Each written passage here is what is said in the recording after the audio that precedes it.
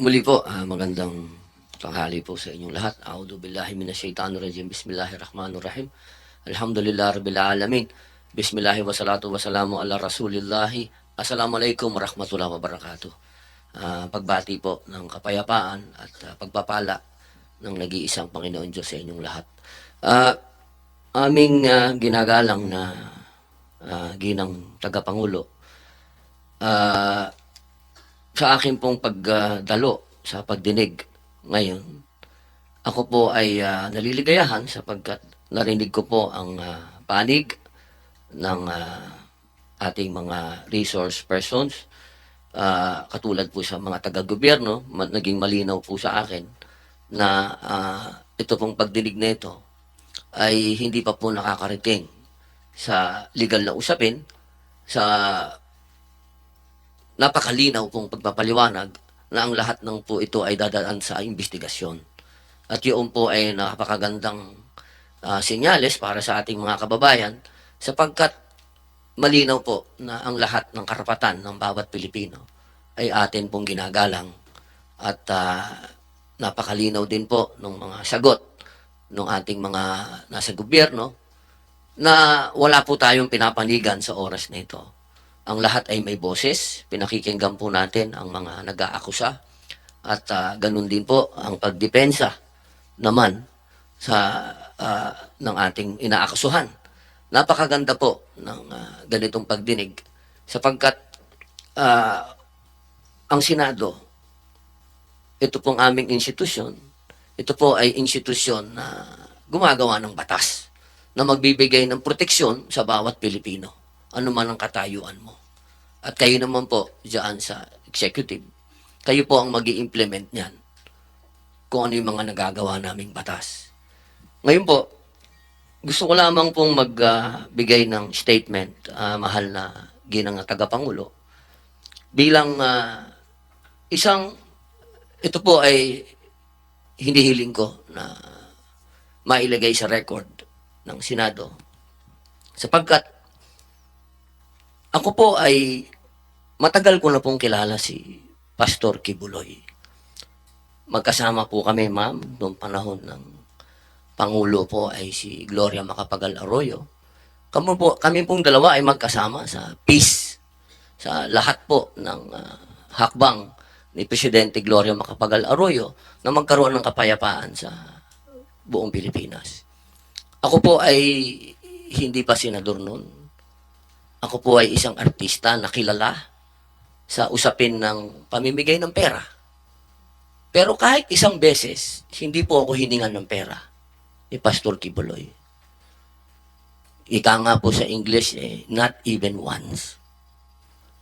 At nung ako po ay tumakbo na bilang senador at humingi ng tulong kay Pastor, kahit 5, hindi po ako hiningan ng pera ni Pastor. Ang gusto ko lamang pong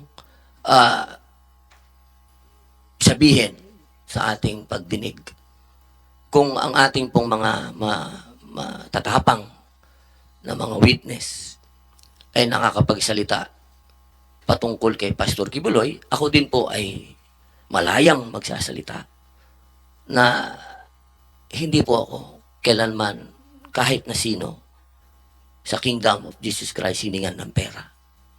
Not even once. At ako po ay magtatanong lamang sa ating mga witness. Alam niyo po,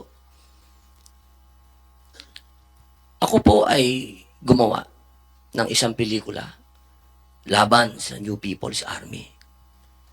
Ito po yung Memoirs of a Teenage Rebel. Marami po sa mga kasamahan ko na gumawa ng pelikulang yan. Kaparehas po ninyo. Nagsalamin, nagtago, hindi nagpakilala. Pati yung direktor namin natakot. Pero alam niyo po, nung tinanong nila ako kung ako ba'y magpapakilala, ang sinabi ko po'y opo. Hindi po dahil sa hindi ako natatakot. Kung hindi, inisip ko po yung mga teenage rebels na naglabas ng mga mukha nila at nagsalita sila laban sa organisasyon na pinasok nila at sila ay naabuso. Ang ibig ko pong sabihin, wala po akong pinapanigan dito. Dahil ang Senado ay kakampi ng bawat Pilipino. Ang gusto ko lamang pong sabihin, kung tayo po ay mag-aakusa at titindig, kaya natatakot po tayo o hindi, kailangan harapin po natin kung sino yung inaakusahan natin. Nang nakikita po yung mukha natin at kilala tayo. Dahil yun po ang matatandaan ng susunod na henerasyon kung paano tayo tumindig. Yun lamang po. Maraming salamat po, Ginang Tagapangulo. Shukran, Senator Robin. At bago yung aking maikling closing statement at pagsuspinde na hearing, nais kong i-reassure din ang ating mga victim survivors na witnesses, Elias Rene, Elias David, Elias Jackson, at pati tulad ng mga nauna na nandirito physically, sina Elias Amanda at Elias Jerome, na batid ng komite yung inyong tapang at lakas ng loob para sabihin ang inyong katotohanan sa komiteng ito. Batid din po namin mula sa unang pagdinig yung katakot-takot na pagbubunyag ng mukha, pangalan, pag-subject sa harassment online, pagbabanta. Yung isa sa mga una naming witness ay kinasing po ang kanyang karinderya ng mga taong nakamotorsiklo, kaya't kinailangan niyang lumipat sa ligtas na lugar. Batid din po ng komite yung sinabi ng ating mga witnesses ngayong araw, yung sinabi ni na Elias David at Elias Jackson, na mga kilala nila dati, 3 kay Elias David at mas marami-rami pa kay Elias Jackson, na mula nung lumabas ay pinatay, patay na, at sa pare-parehong paraan, binaril 2 beses sa ulo. At sa kabila nung lahat ng mga harassment, banta at aktual na karahasan na iyon, ay nagsalita pa rin kayo. Elias Rene, Elias Jackson, Elias David, no? Bukod pa po sa ating mga testigo na nasa ibang bansa. So, nais ko pong i-appreciate po yon at pahalagahan. Kayo po ay ganap na nakatutulong sa investigasyon ng komiteng ito, katulad ng ibang mga witnesses. At for the record din po, lahat po ng ating mga saksi ay nag-execute ng mga affidavit under oath. So, mga legal na dokumento po ay tinupad nila yung obligasyon nila dyan. So, bilang maikling pangwakas at pagsuspinde sa hearing natin, uulitin ko po na ilabas na ang sabpina laban kay Pastor Apollo C. Quiboloy, ang leader ng Kingdom of Jesus Christ.